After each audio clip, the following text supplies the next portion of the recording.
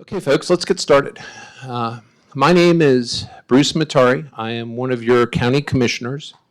I put together and am hosting this transit town hall. First, I want to thank you for coming out tonight. I want to thank those who watch this on video, YouTube, later on for spending the time to watch this. It's a great honor to be your county commissioner. And also, if I could ask that you just silence your cell phones. Before we get this town hall started, I'd like to begin with a pledge of allegiance. So if everyone could stand up, put your hand over your heart. I pledge allegiance to the flag of the United States of America and to the republic for which it stands, one nation, under God, indivisible, with liberty and justice for all. Thank you all. We only scheduled tonight for about an hour, but I think, and we have Chad Engel here, he's our transit manager. I think, and I'll speak for you a little bit here, we can stick around for a little later to answer people's questions. I probably will need you to answer some of the questions. And I want to talk about what tonight's town hall is about. It's about what public transportation does in this community, the different transit routes and the systems that we have, how many people use it, who benefits most from it, how much it actually costs taxpayers, the grants that we accept and what's involved with managing them, what can be done to improve the system, and why I believe we should get more stakeholders involved with our public transit system. Now, let me explain to you what tonight is not. It's not a discussion about shutting down transit or anything like that. Transit clearly has played a role in this community. It's not a discussion about putting forth information with a slant to it that's either pro or against. What tonight is about is getting you the numbers so you can understand not only what the public transit system does, but what it costs to manage this system. So there's a survey in the back of the room. If you have not gotten it yet, please grab it, complete the survey. If you have questions about public transit, and just wave your hand, we'll pass them out, or hold your hand up. If you have questions, write them down on the back of the survey, and we will do our best to answer them at the end of this town hall. Now, for the first part of tonight's town hall, we are going to have Chad Engel, like I mentioned, he's our transit manager, go through a presentation, including a video, to talk about what the transit system does in this community, who it serves, and then we're going to get into the numbers afterwards, and then after that, we'll go through the survey. So, Chad, I'm going to go ahead and have you take over right here. All right. Oh, hey, there we go. Well, I just wanted to thank you all for coming out and just thanking you for the opportunity to talk about public transportation. This is something that is obviously near and dear to my heart, and I think a lot of the people here in the audience as well. So first thing, I just wanted to start off with the presentation. We have a video that we'd like to show, so you can enjoy what we have been able to partner with ITD and put this video out.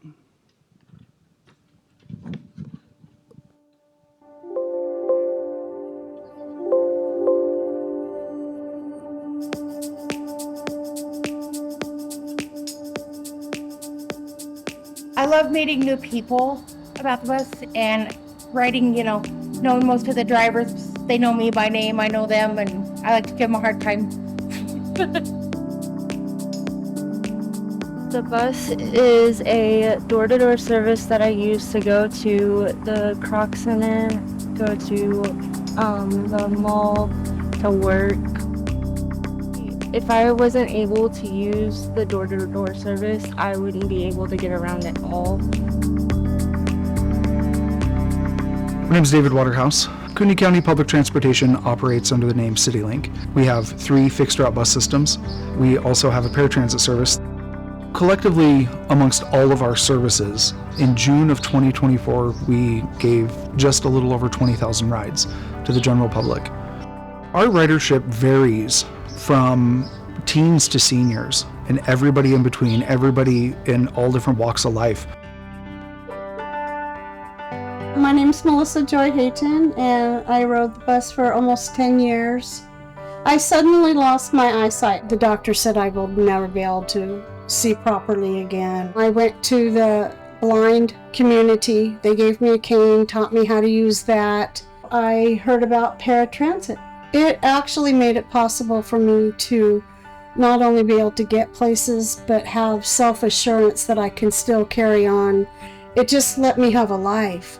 Just as quick as it left, it came that quickly. And so I went to the eye doctor, and he told me, he said, you could drive again.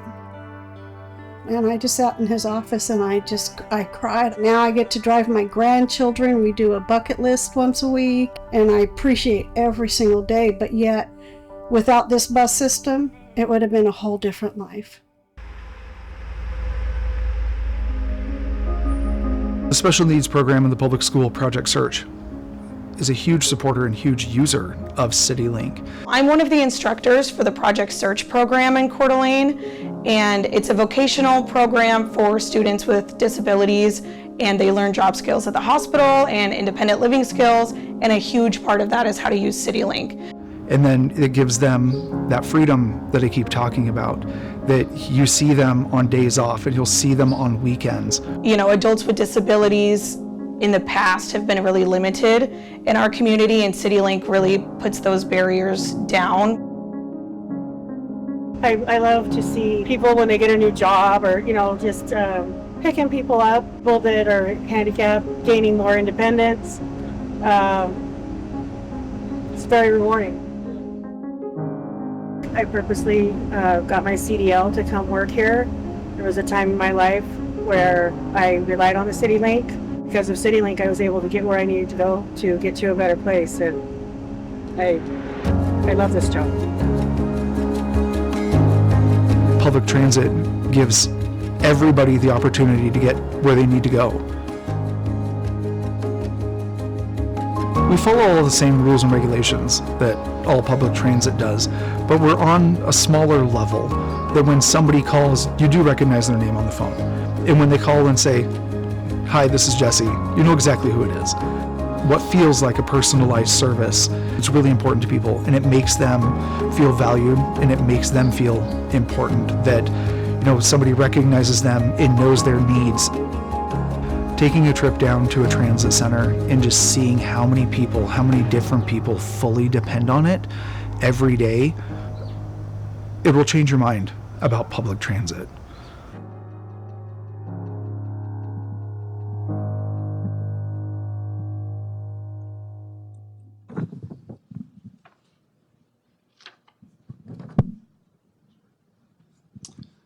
All right. So this is the same presentation I gave at the mayor's meeting on October 9th. I'm going to kind of abbreviate a little bit because I want to get to what everybody here has to say and get to your comments, because this is all about what you're here for, and it is about the community. And so in Kootenai County, we benefit from a comprehensive public transportation network that includes 3 fixed routes, with a total of 81 stops. These stops are strategically distributed across key areas, including Coeur d'Alene, Post Falls, Hayden, Dalton Gardens, and Hutter. This is ensuring that our community members can easily access the services that they need. So part of our FTA requirements is that we put paratransit services. So that's another service that we provide here at CityLink. As part of the Federal Transit Administration requirements, we are required to offer ADA paratransit services for individuals with ADA eligible functional limitations that prevent them from using the fixed route. So our paratransit service provides curb-to-curb transportation within 3/4 of a mile of the fixed route service. So we also provide our senior Ring-a-Ride program. So this is just outside of our paratransit services. For those individuals who are 65 and older, who they don't have transportation for whatever reason, and they have limitations due to medical reasons or whatever that might be. So this provides them the opportunity to get into the zone of the paratransit zone, to be able to get to medical appointments, get to the grocery store, just live life like everybody else is able to do. As you can see here, this is our service area that we cover. So our fixed routes are the ones in the color. There's green, red, and blue. Our green is our C route that goes up into the Hayden area. The red is our A route that goes into the downtown Coeur d'Alene area. And the blue is our Post Falls route, which obviously it's our B route that goes out into Post Falls. So the kind of amber color is our paratransit zone. And then the ring-a-ride is those little green highlighted areas that are outside of that paratransit zone. That's where we get our ring-a-ride. One of the great things that we're able to provide with CityLink is our ITS system, which is the Intelligent Transportation System. This gives us real-time information about the buses. It helps individuals who now are, for whatever reason, they have visually impaired, they have hearing impairment, whatever the case, we're able to provide signs on the bus that tell them that they're coming up to the next stop, what's coming up, and then what stop they're at. And then it also announces that auditorily over the bus announcement system as well. And then we also have an app, our Passio Go app, which passengers are able to get on there and see the bus in real time. If there's an issue with the bus and it's running late, it'll tell them that information. And then we're also able to put out system alerts on that as well, so that individuals are aware if we have a stop that's closed or whatever might be happening with the system at that time. The other great thing about this is we're able to integrate with Apple and Google Maps. So it streamlines the trip planning for riders. And additionally, this helps us to collect data through our ITS system, which allows us to make informed decisions regarding resource allocation and service planning. So overall, the ITS transforms public transportation into a more reliable and convenient option for all users. So as a recipient of Federal Transit Administration funds, Kootenai County is tasked with conducting oversight activities, technical inspections, and site visits to ensure that subrecipients and contractors comply with regulatory and statutory requirements. So Kootenai County Public Transportation collaborates with various partners to enhance service delivery and secure funding, focusing on planning, network design, and bus stop maintenance, and transportation services. So public involvement is essential for prioritizing transportation needs, which helps us strengthen communities and improve mobility for all residents. Kootenai County Public Transportation reports to the Federal Transit Administration, the Idaho Transportation Department, the Board of County Commissioners, the Kootenai County Metropolitan Planning Organization, and the Coeur d'Alene Tribe, along with the jurisdictions or the cities. So Idaho is one of the few states that does not allocate state tax funds for public transportation. As a result, we depend heavily on our partnerships with the cities, with Kootenai County, and with key stakeholders, including the Coeur d'Alene Tribe, in order to sustain and enhance our transit services. So Kootenai County Public Transportation is primarily funded through federal grants awarded by the Federal Transit Administration and the Idaho Transportation Department. Matching funds are provided by Kootenai County and participating cities, along with contributions from partners such as the Coeur d'Alene Tribe, Kootenai Health, and the Area Agency on Aging. So that's the presentation that we had on public transportation. Thank you, Chad. As you can see, our public transit system does serve a pretty significant portion of the county as far as population is concerned. As your county commissioner, there are two main functions that I have. One is I'm a part of a policy board. We set policy at the county level for the county, not for the cities, but just for the county. And then we also manage a budget. And so my job is to make sure that we are managing our budget efficiently, that we are spending our money where it needs to be spent, where it's supposed to be spent, and that we don't have to tax you more, one penny more than what we need to do the job of county government.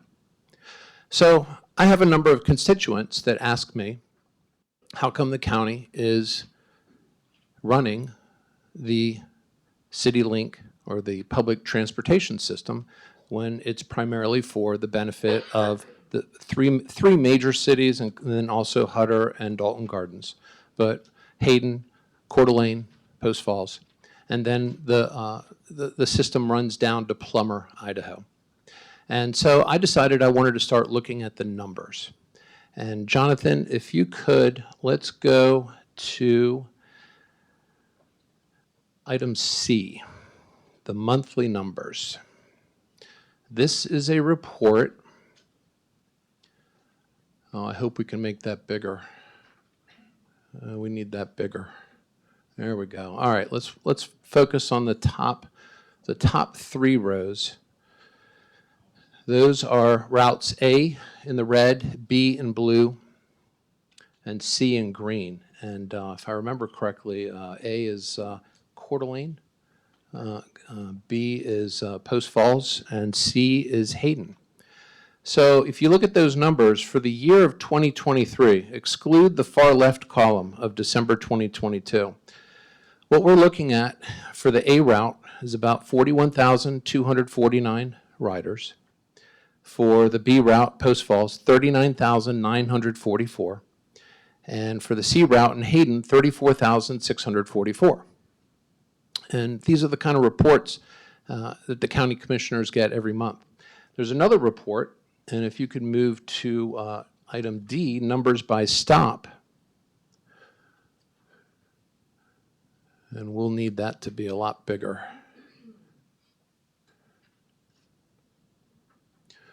What this is the numbers by stop for the year, the month, and the day.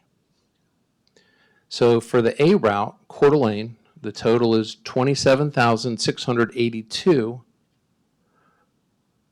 for the year. For the B route, Post Falls, 25,059. And for the C route, Hayden, 20,083. Now, one of the things that you may notice is that there is a discrepancy between the numbers that we see on a regular basis and the numbers by stop. So I did a little bit more investigating here. And let's go to E, Jonathan. And one of the things that happens is we have a whole bunch of stops, and if you can scroll down, this is for January of 2023, so the numbers are significantly lower. But just for that month, we had about 1,000 count stops at the Riverstone Transit Center. Now, one of the things that I did, because not only do I like to look at numbers, but I also like to go out and actually see for myself what is happening. Who rides this bus? How important is it in the community?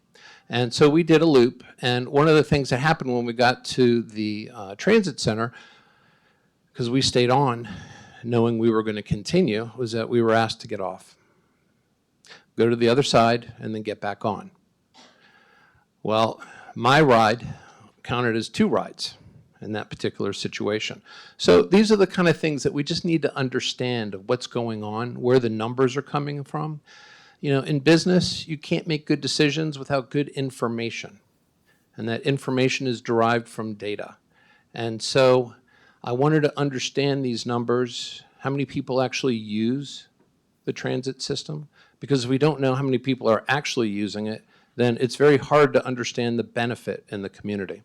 And so the big difference right there is with the stops at the transit center. So if you go through the transit center, you're going to have to get off, go to the other side, and get back on. It's just the way that they do the counting. But it's important to understand that. So let's go to the historical cost numbers, item F. Actually, no, F, yes. Okay, these numbers here came from our auditing department. And I'm sorry that this is so small on the screen. It's very hard to read. But I can just go down the left column. It goes from the year 2016, when we started transit, through 2024. I'm going to stick with 2023 largely because that's our ridership numbers. And I want to have a good apples to apples comparison here.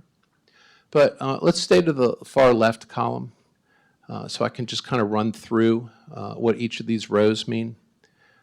Jonathan, can you go all the way over to the left? There we go. So the first one is federal grant funds expended. So we get money from the federal government, and then we spend that money for operations. With these grants, we have to also provide what's called, cash match or an in-kind match. And one of the things that makes these types of grants a lot more complex is the source of these match funds. And like Chad mentioned, we get funds from various different sources. So up here, we have a cash match from AAA expended, which is, that is a senior, is that correct, a senior program? Yeah, so AAA is the Area Agency on Aging. Yeah. Next is a cash match from the cities, an in-kind match from Kootenai Health and the tribe, the Coeur d'Alene tribe, and then the property taxes that we have levied over the years for this in-kind match. And that in-kind match can be, it's largely through salaries. We pay people to do work. That work is allocated towards the projects of the transit system, and that becomes in-kind match from the county for these grants. Are people following me so far? I want to go through this relatively slowly so you understand it. Now, if you go down and you see the yellow line, we have the property tax levied for transit. This is what the county has actually levied on the county taxpayers for our public transit system. And then if you go further down, if you could scroll up, Jonathan. Or down. No, we want to go to the bottom part of the, thank you. So then we have the total cost of tax-funded expenditures, and that is actually what we spent. And can you have the yellow row just above? Okay, so for example, in 2016, we levied $307,000. We actually spent $173,390.85 on A and B budget. In the county, your A budget is salaries, and your B budget is operations cost. There's also a C budget, which is for capital expenditures. And then underneath that, you have the property tax levy for the auditor, for the cost, for the grant accounting. We have property tax levy with ICRIMP, that's our insurance company. It's actually one levy, but they broke it down into three sections. We have the premium for the transit center. We have a premium for an additional small structure, and then we actually have the liability premium for the vehicles and the passengers. And then at the bottom, we have additional funds that are levied for legal personnel expenses. And so if you look at that first column there, that is the year 2016, and it came out to $665,000 of property tax money that was being used for the transit system. And if you scroll over, Jonathan, all the way over to the right, if you look at the middle column, $954,000, $954.77 and 91 cents, that was used in the fiscal year 2023. Fiscal year 2024, we're at about $1 million. The total we've spent is about $6.5 million. Now these numbers are going to go down. We've made some changes where we have reduced a number of costs. But this is the year we've made those changes. So until we have a couple years under our belt, it'll be kind of hard to see what that's going to be on a recurring basis. But that's what the auditing department in county government, which is like our accounting department, provided for the numbers here.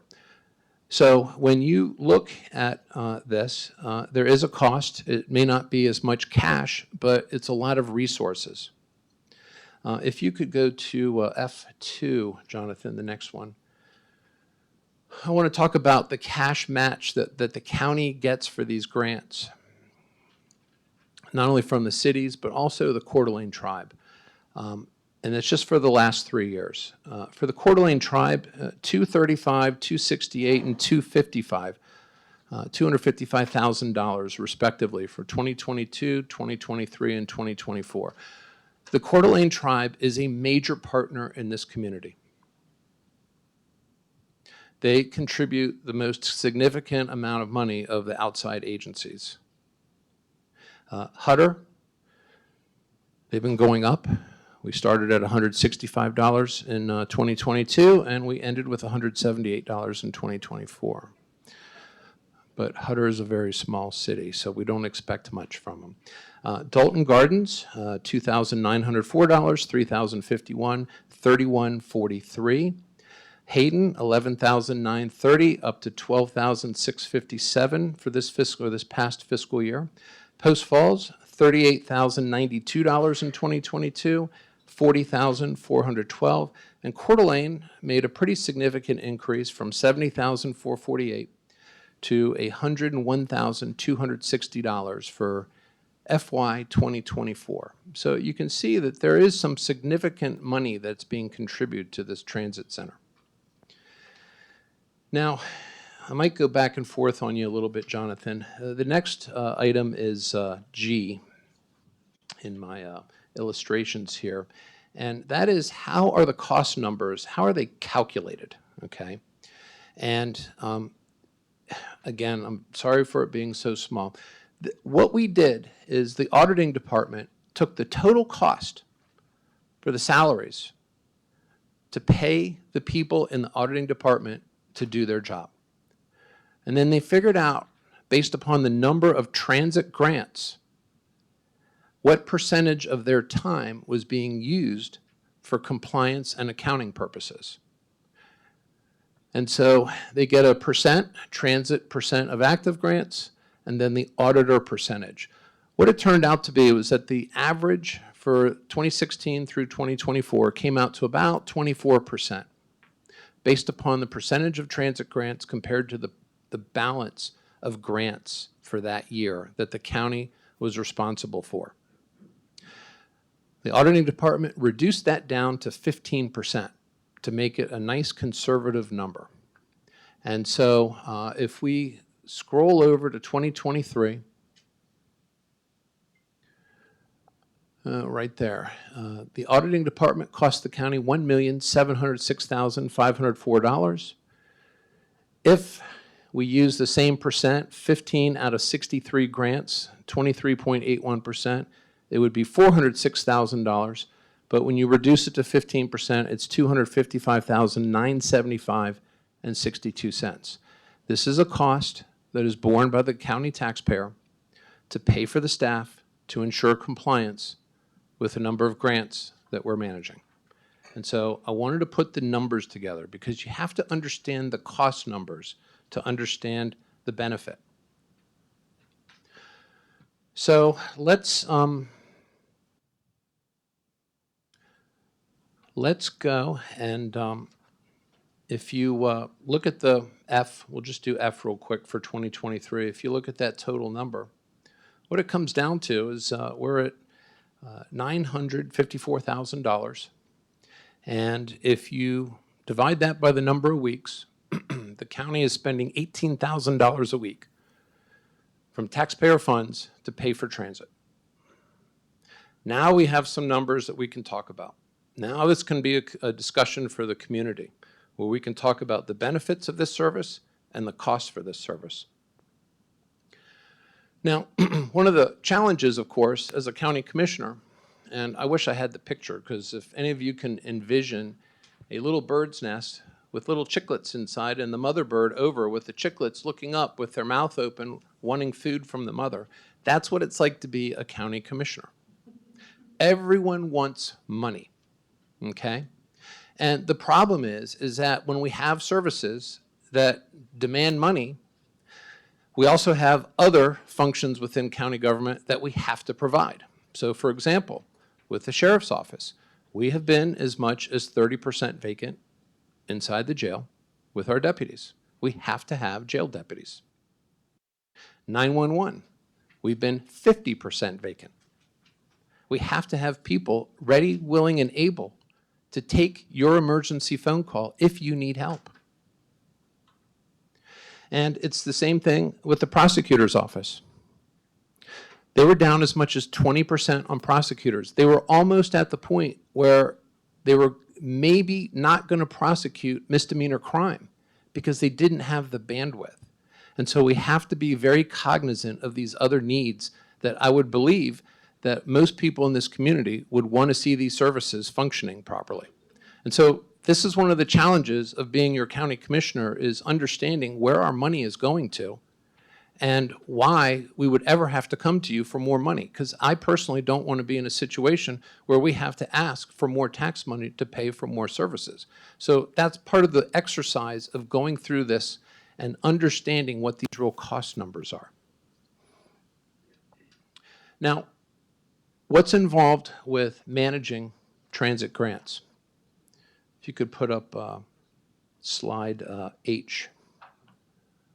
Jonathan, please. These grants are more difficult to manage than other grants. If anyone thought that the ARPA grant was difficult because we took so much money in, the transit grants are very complex compared to that. They are unique to the Federal Transit Authority regulations because they're time-consuming. They have multiple funding sources, and there's a high volume of open grants. Because of that high volume, in 2023, the county had 24 different ongoing transit grants that it was managing, providing quarterly audits and reports and annual audits and reports, along with other general compliance requirements. Each required administrative staff training, BOCC approval, legal review, budget and accounting setup and tracking, match source funding, and daily accounting duties.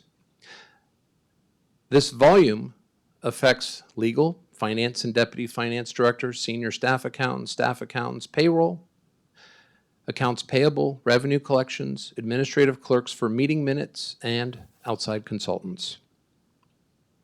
They're also a little more complicated in tracking the in-kind match, like I mentioned. These match sources, there's multiple match sources. So we have Area of Aging, Coeur d'Alene Tribe, Kootenai Health, local county match, and 5 separate city cost share matches. All of this our accounting department has to keep track of. The FTA grants require intricate accounting of this in-kind match. Hundreds of hours of employees and consultant time to track the match dollars, and match accounting surpasses any other county grants that we're managing. This is feedback that I've gotten from our own auditing department about what it takes to manage these grants. There's more administrative staff needs. Currently, Transit has 5 staff and 1 outside consultant, and in 2022 and 2023, there were 2 consultants that cost the county over $200,000 for those 2 years combined. Again, things are changing, but these are the historical numbers that have occurred in this county.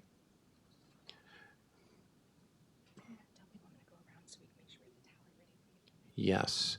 If you could turn in your surveys, we're going to go ahead and get those tallied and your questions. I appreciate that.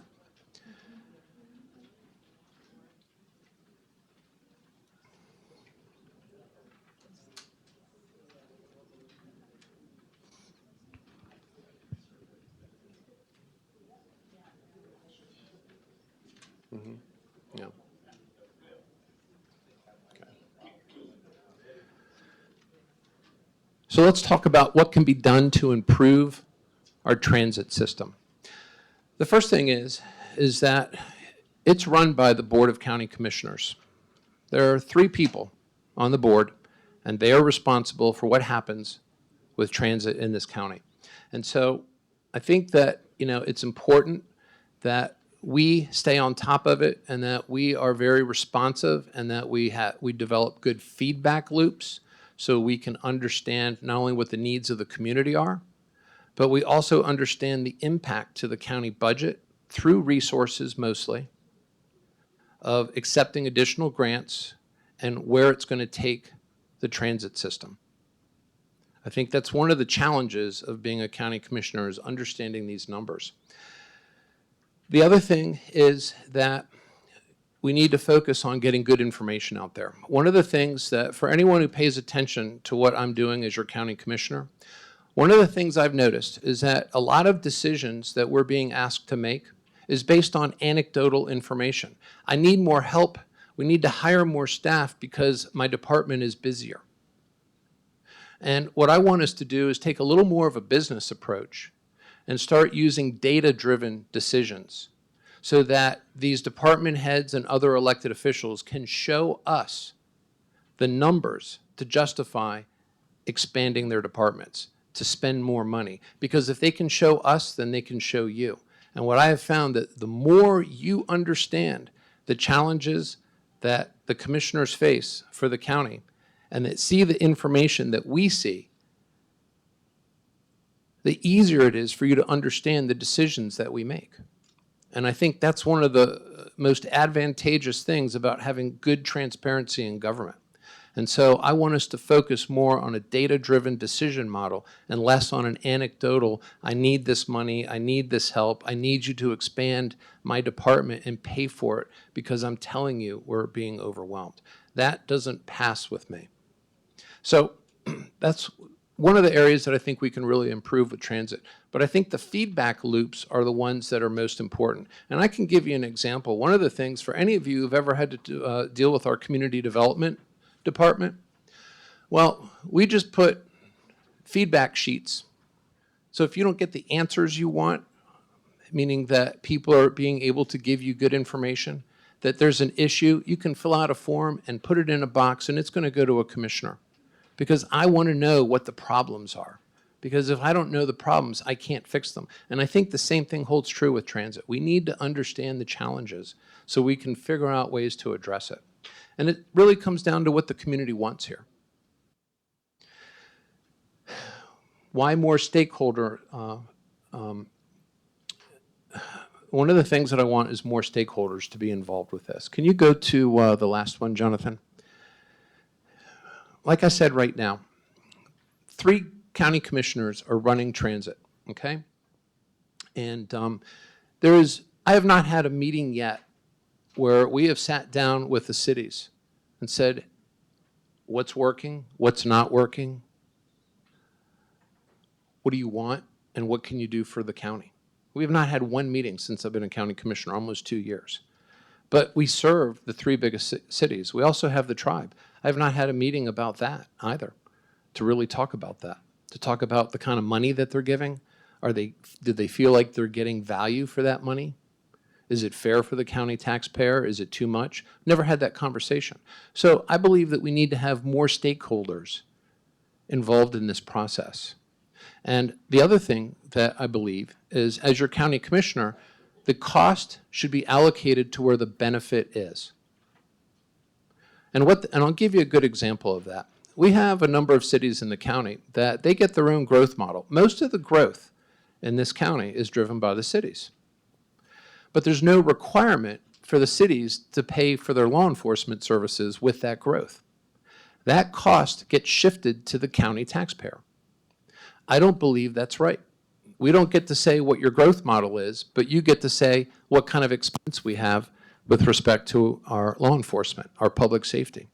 And so what I hope to accomplish is to start getting the cost associated that the county incurs aligned with the benefit.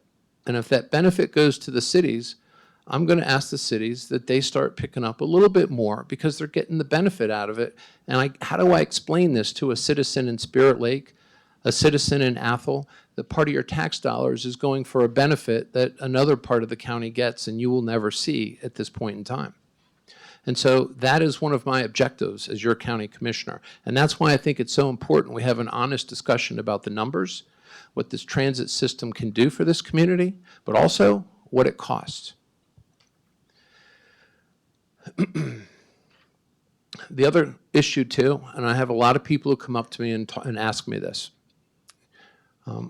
what would it take to connect with Spokane? And for the people who are very leery of that with a public transportation system, 2 commissioners. That's the answer. 2 commissioners. 2 commissioners could be sitting up there and say, we want to connect with Spokane. And if most of this community has an issue with that, they're going to have to hope that those 2 commissioners change, or one of them at least changes their mind. And I haven't heard anyone yet have a serious conversation of saying, I want to connect with Spokane at this point. I did actually hear from someone earlier this week that asked the question about it, but it's the first time I've actually heard that.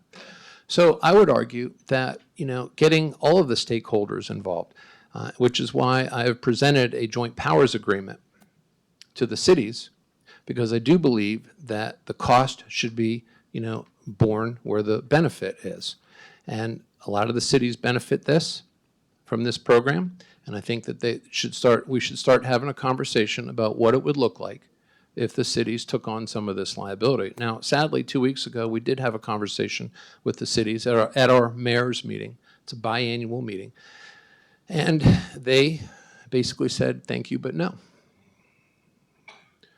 So, that kind of begs the question as a county commissioner, if the cities aren't interested in it, what am I supposed to be thinking if the cities that benefit from it? And so this is a conversation that I think, we should at least have. What ultimately ends up happening, I think, will be driven by you and the community. But let's have a serious conversation about what the real costs are, what the resource draw is, and who's actually getting the benefit. I also believe that a joint powers agreement would allow all of the beneficiaries to have a real legitimate say, like the KMPO, the Kootenai Metropolitan Planning Organization, which addresses the roads in the community. So why not have all the stakeholders meet as a board and have a director and develop the policy that they want for this program and decide how much they want to contribute to get the benefit out that they want. And so this is kind of some of the discussion items that have been going on in the past several weeks, past few months. And, we are the only county in Idaho that manages a public transit system. They are generally run by regional authorities, which is a joint powers type agreement. And so, these are the issues that I want to bring before you, and we can have an honest conversation. With that said, I am done speaking. We're done with the presentation, and I think we should get into the survey results and the questions, because I have a hunch there's a few of you in this room who have some fantastic questions. Do we have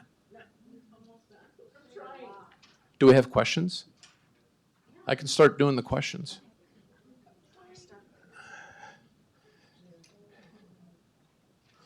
All right, you'll have to forgive me because some of the handwriting here is just a little tough to read. How many passengers per year completely against Spokane to Kootenai County and cities? Well, I think we answered that question about the passenger count. There were some additional numbers.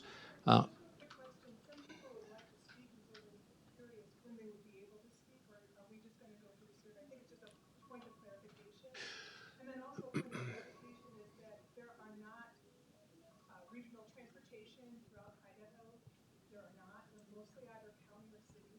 And just one back there. Well, from my understanding, we are the only county that runs it.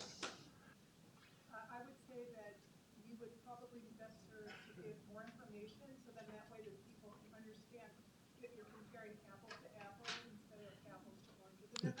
Well, I'm referring to Idaho. I know there's a joint one between Canyon County and Ada County with a few cities involved, and then there's another one over in the Sun Valley area. No, that's not a joint powers function. Who runs that? That's by Mountain Rise. Okay.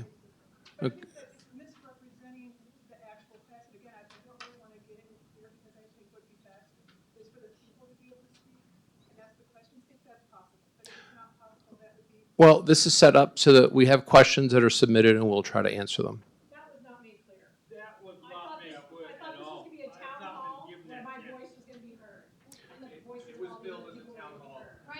voice is interrupting the proceeding. Well, I'm just really disappointed in the way that this meeting was put out, that it wasn't said that this was gonna be a presentation, a lecture, and then a reading of surveys.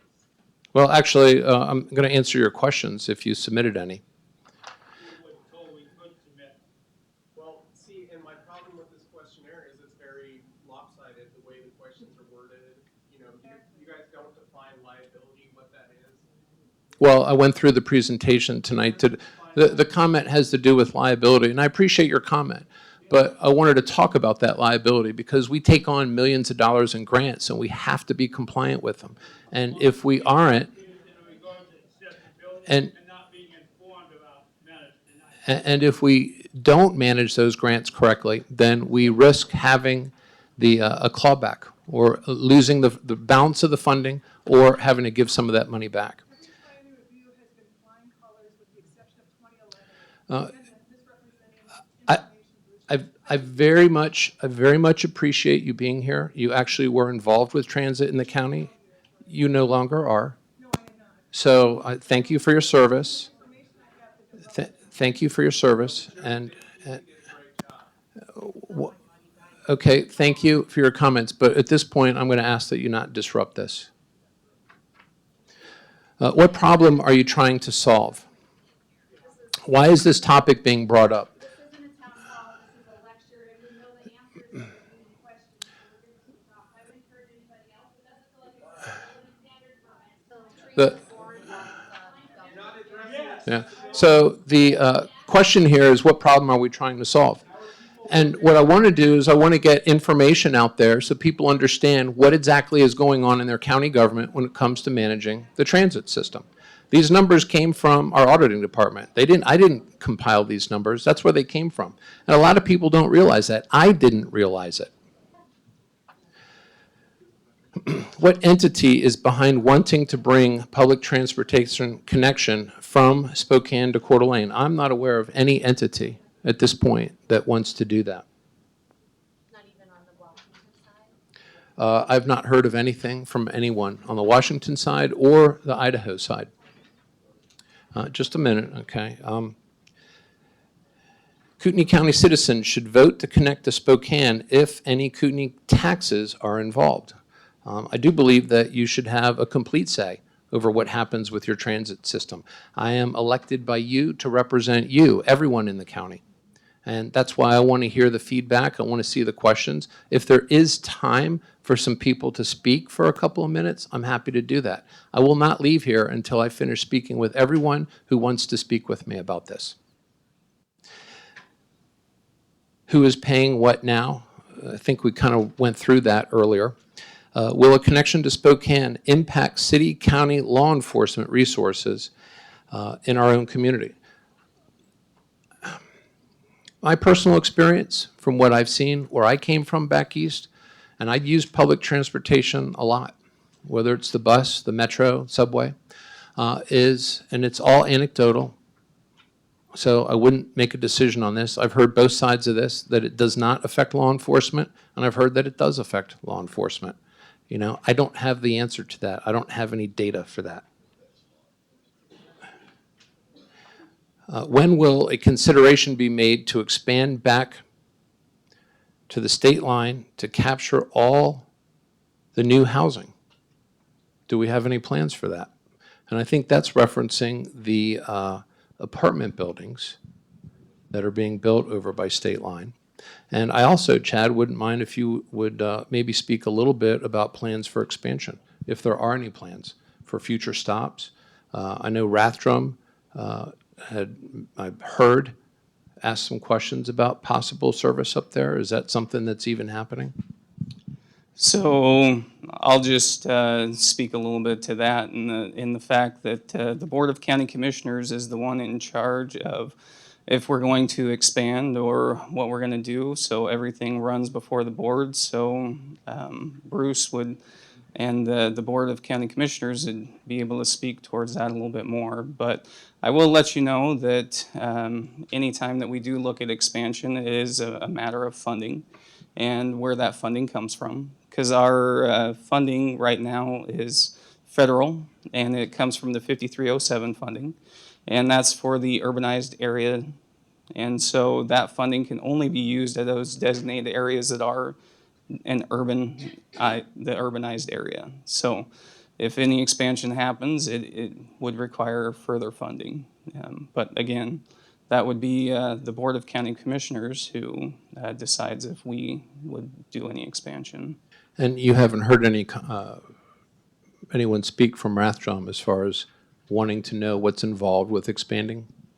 Well, the mayor of Rathdrum would obviously like to get public transportation services because they see the need in their community. They have many new people who are moving into the area who have a great need for public transportation, and so he has brought it before our attention that that would be something that they would like to have.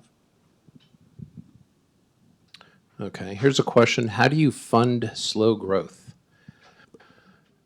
It's because it's a question, where would you like to see your resources? Well, it costs money to update your comp plan. It costs money to have resources put in to put in guardrails to determine what we want to be when we grow up, in essence. I haven't had anyone come up to me and say, Commissioner Mattare, Kootenai County isn't growing fast enough. What can we do to get more growth here? Okay, it's usually the exact opposite. And so along with the county's plan, master plan, comprehensive plan, we actually have engaged now with many of the cities to start linking their comp plans with our comp plan. So we're not operating completely mutually exclusive of each other. And this is a good first step. But these things take money and resources. And so it's part of the reason there's a question here for that.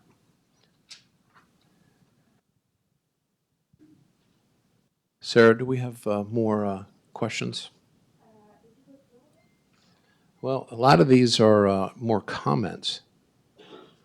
I think Idaho to Spokane will help a lot of people work back and forth.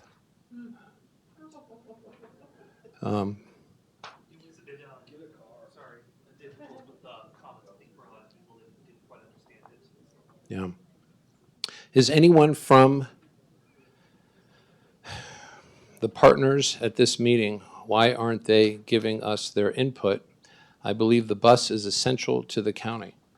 Well, right now, it's the Board of County Commissioners that runs the transit system, and no one at this point has decided to talk about it, and that's why I did.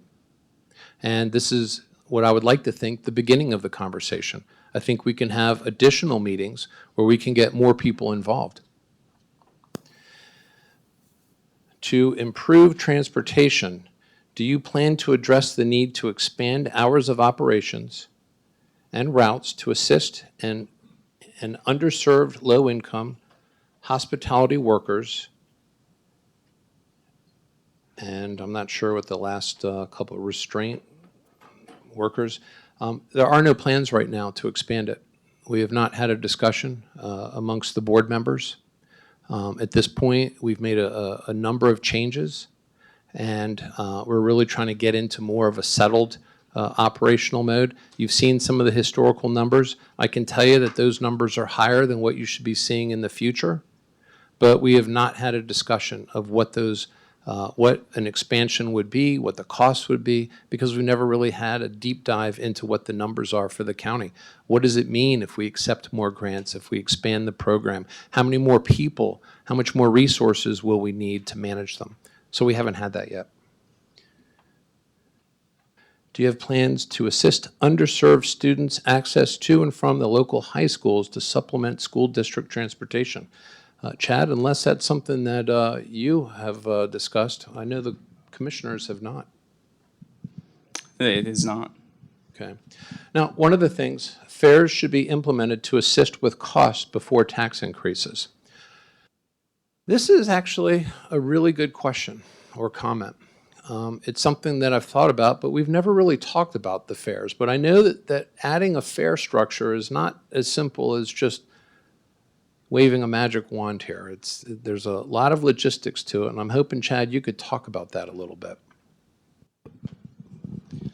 So I still think that it would be beneficial if we let everybody in the audience speak, but since we're going about this in the form of taking questions, there's a lot that goes into putting together a fare structure. You have to put in the fare medians to be able to take in the fare, and it's very costly. And across the nation, it's a 24% recovery rate on those, so it's very minimal. So you take a very long time to recover anything invested in those fare collection. So it's not quite as easy as what it seems that it would be. So it doesn't generally pay for itself. There's also cash collection and stuff, right? Thank you. There's also cash collection and management and things like that too that go with it, because you can't just make an electronic payment. You would have to have cash as well. Correct. Just like anything that has to do with the Federal Transit Administration, you have the unbanked and underbanked individuals. So if you have a system where it is electronic, you do have to offer cash as that availability as well. So you have to collect that, and you have to have personnel who can count and take care of that. So it's not quite that simple. But then again, it doesn't have a return on investment that much. About 25%, you say? 24%, correct. 24%. And what would that fare be? How much would that be? Well, that's determined by a service and fare equity analysis. So you would have to go through the process just like any portion when you're using FTA funds. Okay. Do we have more questions? There's a lot of comments here, and what I want to do is I want to make sure that these comments are available for the public to see. So we will scan them and make them available so you can download them and see them. And I plan on reading all of them. CityLink is a necessary service for those who use it to get to work, shopping, appointments, and school. North Idaho College. County staff who oversee the grants also do important work for the airport. Why is the airport also transit and not state federally mandated, not being discussed? Different clients, no customers. Well, the airport definitely does serve a different community. And the airport is completely self-sufficient. It was not for a period of time. It actually drew county tax dollars, but now it's completely self-sufficient and a little more. It is its own entity.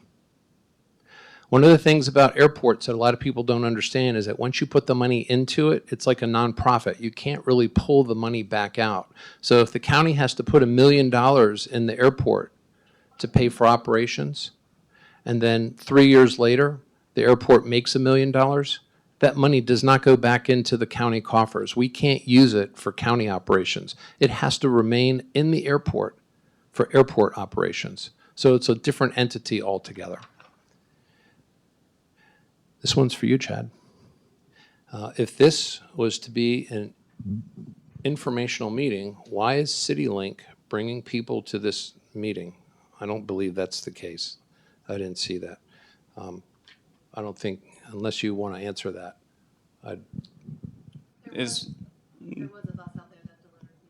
Yeah, and that's part of making this accessible to the public to be able to be here. They need to be able to. Do you offer that to all county meetings? We offer that for when the public needs to be talking about the different services that we provide, correct? Do you offer it to all county meetings was the question. When the county meeting is during our service hours, but this is something, again, this is, go ahead. I'll come back there. I'm going to let Chad finish, and then I'll walk around and I'll take some questions while the survey. Well, are you done, Chad? I ride your bus. My name is Rosemary Harris, and I ride your bus. I'm only allowed 8 round trips, and because that's impossible, I go to dialysis 3 days a week, and I need the service. I was told that my bus was going to be eliminated if we didn't come and speak. My That's not life true. depends upon this bus. You know, I've worn my family out taking me. They work, they don't have the ability to do it. I can't drive right now because I had another accident, which makes me so I can't use my right leg too well. But the dialysis is my life, and I'm sure there are other people that use this facility that go to the various dialysis centers in town. And I came to speak up for the dialysis center and for keeping my ride. Thank Ma'am, you. I very much appreciate that comment. And if you were here in the very beginning, one of the things that I said is that tonight's town hall is not a discussion on shutting down the bus service. So whoever gave you that impression or that information, I'm sorry, but you were misled that way. This was not a discussion to shut it down. This is a discussion to discuss the numbers associated with it, what the county's role is with it, and so that you can understand that, so that the county taxpayer can understand that. And my hope is that we'll have more discussions like this with the cities especially, where we can start talking about working together and not making this a county function solely. So I'm sorry that you were misinformed. Yeah. The tribe is a fantastic partner.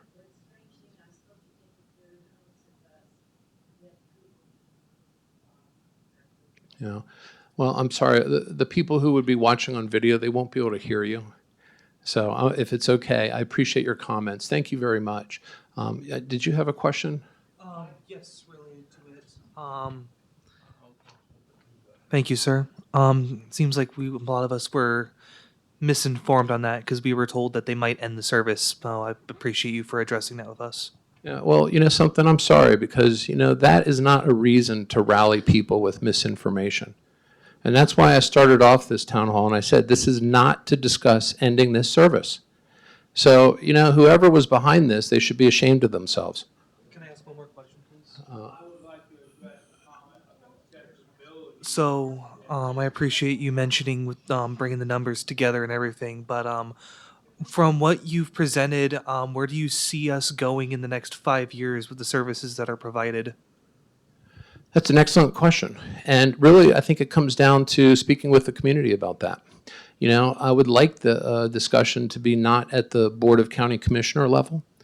I'd like it to be with the cities and that we all talk about what those costs are and that we're sharing those costs, that we're sharing the liabilities with the grants, and then we can make good decisions on what's best for this community. One city may say that we want more service, more stops, maybe a second route. Others may not.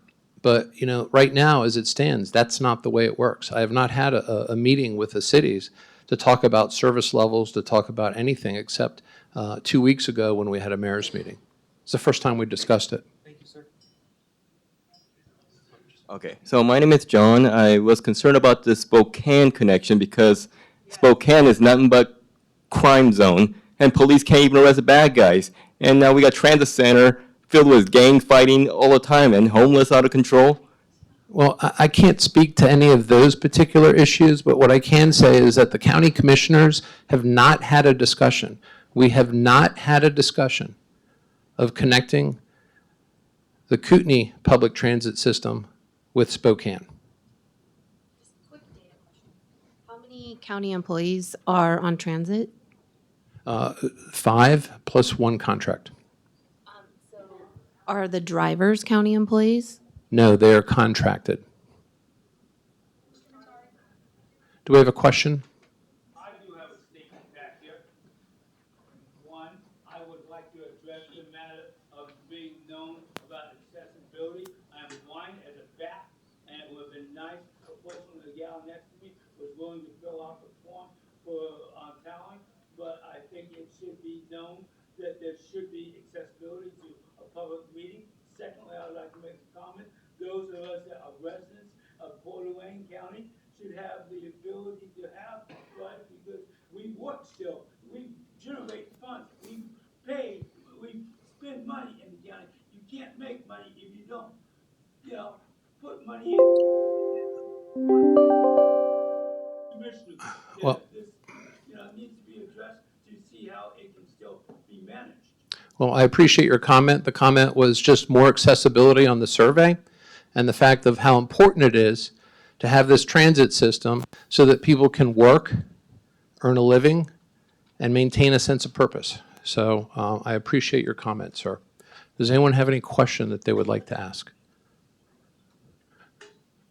Sure. Why don't you come on over here? Go ahead. What are some of the things that you have done to reduce some of those costs? You mentioned that a couple of times, but you did not get specific. What are some of those cost-reducing measures that have taken place?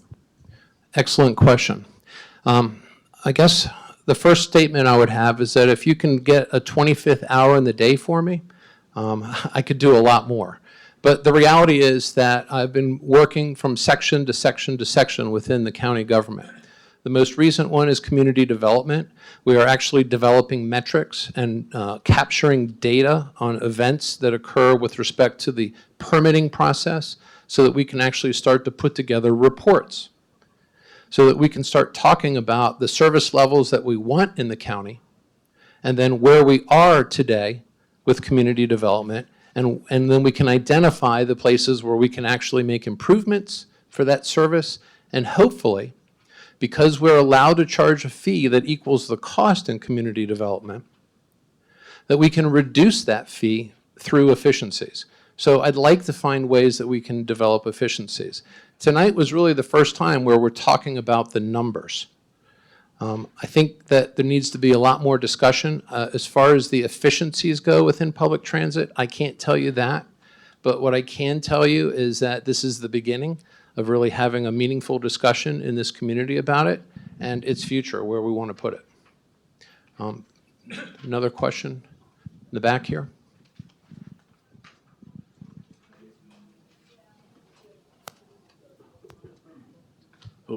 Thanks for putting this on, Bruce. What is the total cost, including federal grants, in-kind, city, and county per ride? Have you done that analysis or looked at it that way?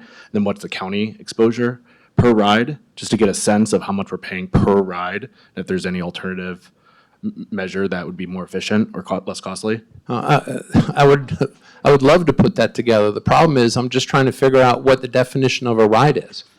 Okay, because if everyone gets off at the transit center on one side of the building and then gets back on, that counts as 2 rides, right? And so that's what makes it a little bit tough to figure that out. So what I ended up discussing today is that, from a county taxpayer perspective, from fiscal year 2023, we were looking at about $18,000 a week in cost for the service. But that, as far as a ride goes, I mean, it really would just be which number do you want to use, and that would be the number on a cost per ride. One other question? Hi, my name is Teresa Moran, and I'm with the Project Search Program, Coeur d'Alene School District, and I've spoken at a few of these meetings in the past where it does sound like, when I read the Coeur d'Alene Press, that there's talk amongst the commissioners about whether or not this service is really a necessity and whether or not it could be cut. And I understand, sir, that you did ride CityLink and you did have to go through the transit station. There's a number of reasons why people have to get off the bus to get back on the bus. And that is because the drivers need to leave the bus so they can get something to eat, use the bathroom, clean the bus. It also makes it so that people should not just be riding the bus in loops just to stay warm. So it encourages people to change buses, do things like that. So please don't say that because they forced you to get off the bus that they're counting things as twice. Because most people are riding it to get to a place, to then leave the bus, get back on the bus, go someplace else. So I just want to make sure that that's made very clear, that it's not about forcing everybody to get off the bus just so they can count it as 2 rides. I never said that it was for the purpose of counting 2 rides. What I was saying is that, no, what I said was that it counts as 2 rides, okay?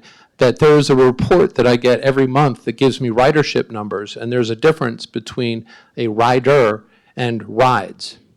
And in order for me to make good decisions for this community, I need to have good information. In these reports, it never states that some of these rides may be counted twice. It doesn't say that. So, that's just an issue. It's something that I just kind of discovered by doing the ride myself. But as far as the bus itself, that is the reality of how the numbers are being presented. I don't know. Okay, Yes. I basically just want to clarify the point. I basically was one of the original founders of CityLink. They're not supposed to, as a general rule, get off of this bus on this side of the building, get back on this bus on the other side. That was probably a concession made for what you were doing. The transfer station, when they get off, they're supposed to be transferring to the next bus that takes them to their destination, not the same bus they just got off of. So it's not, we don't make a practice of double counts. They're not even supposed to be able to get back on the same bus they got off of. Well, okay, so here's the issue, all right? I realize what you're saying, but if you're at Kootenai Health and you want to go downtown, you're going to go through the transit center, okay? And the driver, I was sitting there and the driver said, you're going to have to get off and I can pick you back up on the other side of the building. I'm telling you what my experience is, okay? If that's not the reality of how it's supposed to be, then that's an operational issue. Okay, but that is what happened for me. And then you look at the numbers that I showed tonight. The transit center showed about 1,000 rides compared to all the other stops. And then you see the disparity of the numbers. I'm just trying to get to the reality of this, the truth of these numbers. That's all, because I want to share those numbers with you and the rest of this community. I'm not sure of that one, but I can get that for you. My name's Marlene Petrosky, and I go to Lions Club, who does things for the vision impaired. I'm also a member to the vision and low impaired group. I think most of us who are here because we heard the same thing. This is going to stop, and we're all worried that. How are we going to get to places? How long before you assume there'll be any kind of changes at all, but that we don't even have to worry? 6 months, a year before there would be any chance of just shutting it all down and leaving everybody high and dry? There's been zero discussion of shutting it down. Well, that was what a lot of us did here, that if we didn't come to this meeting and say our voice, and I'm not sure it was in the paper or misunderstood apparently, but that's what we were worried about. So we're sure we're not talking about any kind of changes in any of the near future. I heard it by word of mouth. Well, there has been no communication from the county government promoting this event that says we're going to shut it down. So I don't know who is using fear to drive you over here. I apologize for that. But that in essence is what happened, and I'm sorry. I'm sorry you went through that. No, and that's why I said in the very beginning, this is not a discussion about shutting down transit. This is a discussion about getting the information out there into the community so we can have a legitimate conversation and talk about it. Okay, now I have the survey results, so I want to go through that quickly. What is your opinion of a free transit system in Kootenai County? You like it? 32. Don't like it? 20. No opinion? 5. What is your opinion of the county government taking on all of the liability associated with accepting and complying with federal transit grant money? This is interesting. Take all the liability. There was 9 of you. Take no liability. 15. Take a share equal to county benefit. 30. Those are counts. Do you believe the cities that benefit from public transportation should take on, their fair share of the liability and cost to manage the federal transit grants? Yes, they should, 40. No, they should not, 3. Unsure, 12. Are you okay with the transit system expanding to more stops within Kootenai County? Yes, 37. No, 15. 9. Unsure. Are you okay paying more taxes to fund a transit system expansion? Yes, 24. No, 31. 5. Unsure. A little closer than I would have expected. What kind, property taxes or sales tax? Well, all tax for the county is going to be property tax. Do you believe county tax dollars, and not the cities, should be paying to manage and comply with a free transit system that is federally funded through grants with multi-year commitments? Yes, 19, no, 33. Would you like to see Spokane transportation connected with our Kootenai County transit system? This would allow people to take the bus from Spokane to Kootenai County. Yes, 18, no, 38. How many people on average do you think ride any route? A, Coeur d'Alene, B, Post Falls, or C, Hayden in a given month?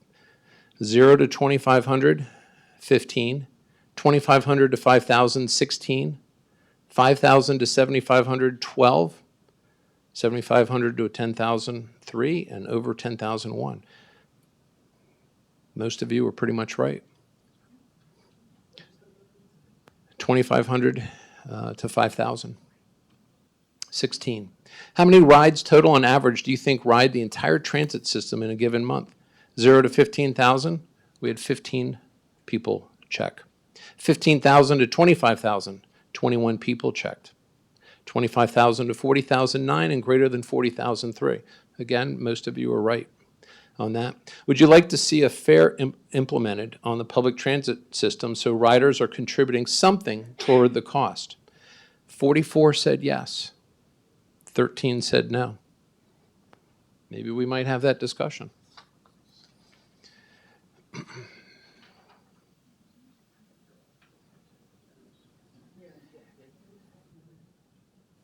Which of the scenarios below is what is needed to connect Coeur d'Alene with Spokane's public transit system? Cities and county, would have to agree, 14. 2 commissioners would have to agree, 8. Kootenai citizens would vote to connect to Spokane, 46. The correct answer is 2 commissioners. And then where would you prefer your taxes be invested? 1 being your top priority, 5 being the last. For law enforcement, there was 40. How do we read this one? Yeah. Okay, well, for law enforcement, their first choice was 40, their second choice was 8, their third choice was 7, their fourth was 3, and their last choice, no one selected. So law enforcement took the top 4 for sure, and it looks like the top one overall.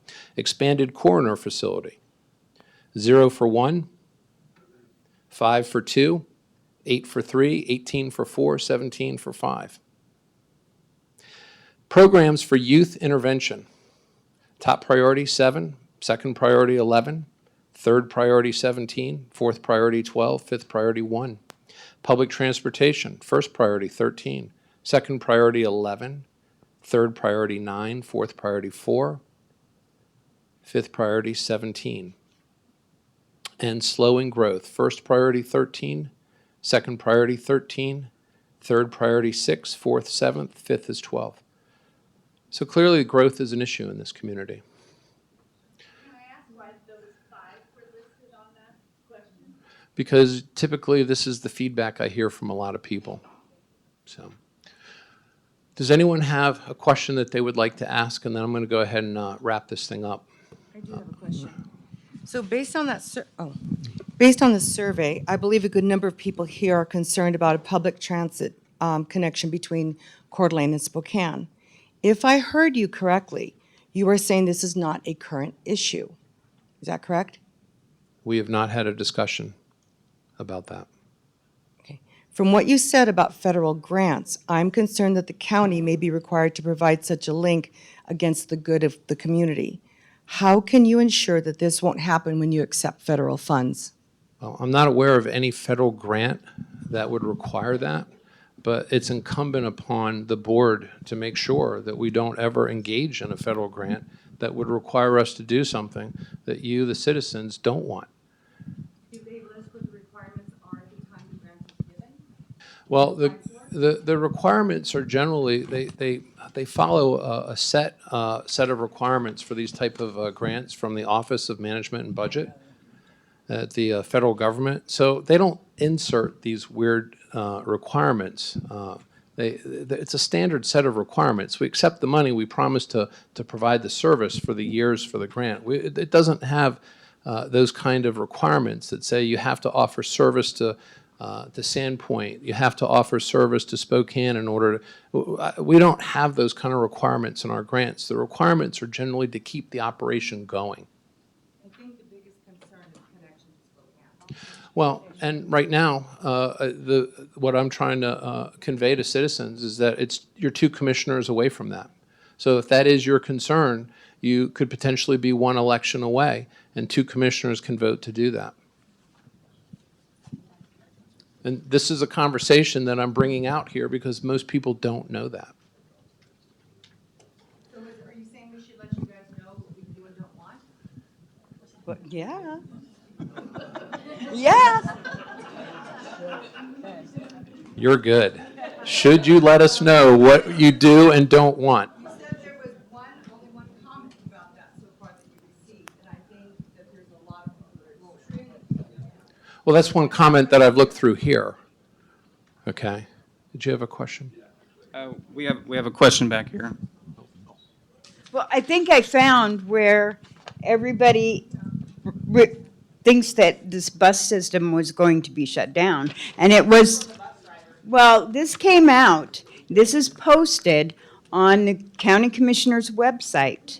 And it says, at the town hall, Commissioner you will address why we operate a free bus system and should we continue. That is stated right here. And that's why I think everybody's a little confused about why now you're stating that it's not ever been addressed. Not, Yeah, continue a free system. okay. Okay. But the thing is that it wasn't ended, that statement wasn't ended with that. And so everybody that came was under the impression that our bus system would go away.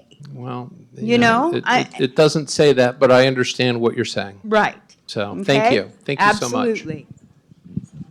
Thanks. Thank you for having this. Would it be possible to get that data so that we can actually look at it and study it, because we went through it kind of fast?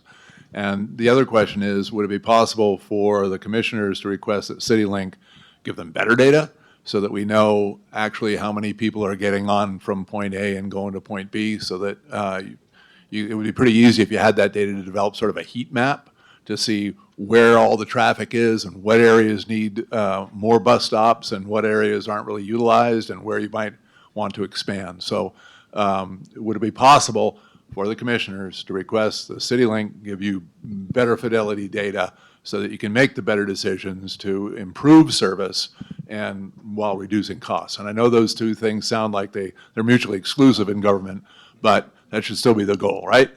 So I can answer that question as well. So the way that we have to report to the Federal Transit Administration is unlinked passenger trips. It is not passenger.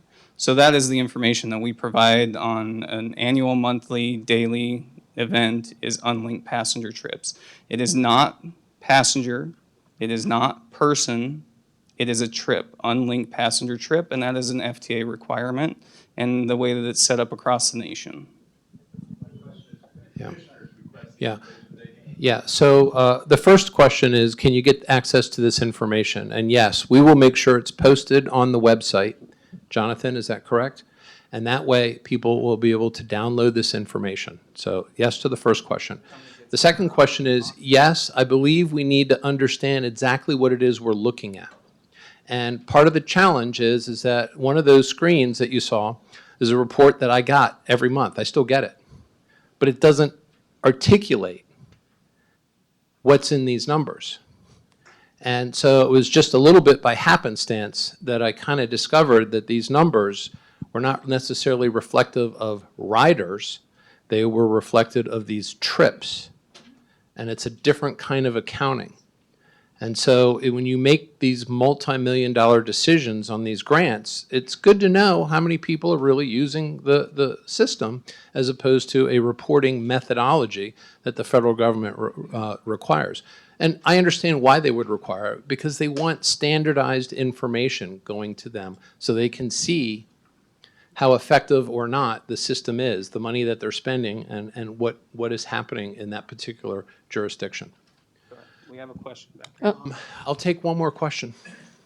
So just for clarification, because I think several of us are unclear, you had mentioned the possibility of the link to Spokane was, I can't remember your words, it was not had been discussed yet? We have not had any discussions about that. Okay, so the fact that it was on the survey, obviously, is it going to be up for a community discussion at some point? Okay, well, there's a difference between the county commissioners discussing it and people coming up to me saying, I hope it never joins Spokane, or in some situations, people have expressed that they would like to see it connected to Spokane. But the majority of people come up to me and say they would not like to see it connected to Spokane. There's a difference between people who give me their feedback and thoughts and having a discussion up here amongst the other county commissioners. We have not had a discussion at all. Okay, so my question was, will there be a discussion not only amongst the commissioners, but open to the public? And if it is open to the public, could we hear from the sheriff on his thoughts on the rate of crime going up if that link is put into place? Could there be? Yes. Is there plans for one right now? No. I'm just working through this evening, getting the start of the conversation, but there are no plans at this point. Aren't all county commissioner discussions open to the public? All county commissioner discussions are an open meeting. They're noticed. And if people have comments that they want to make, we accept public comment in the beginning of the meeting and at the end of the meeting. All right, one last question and then we're going to go, okay? It's really quick and it's really simple. And it's just that, you know, so many other communities within Idaho and outside of Idaho, particularly in rural areas, have faced these same challenges during their startups with their transportation. Are we willing, or have we yet tapped into any of that information? Because there's lots of it out there. You mean from other communities? Who face these same challenges, you know? I'm not aware of it. I'm not aware of it myself. You know, again, find me that 25th hour in the day. There is so much to county government. And not only is there a ramping up period where you have to learn your job, but then you have to spend time starting to figure out how each of the different segments within the county operate. And so I haven't been able to get to that yet. Okay? Yeah. Yeah. So, look, I want to thank everyone. That was the, well, let me wrap this up and then you can make your comment. First of all, I just want to thank everyone for coming out.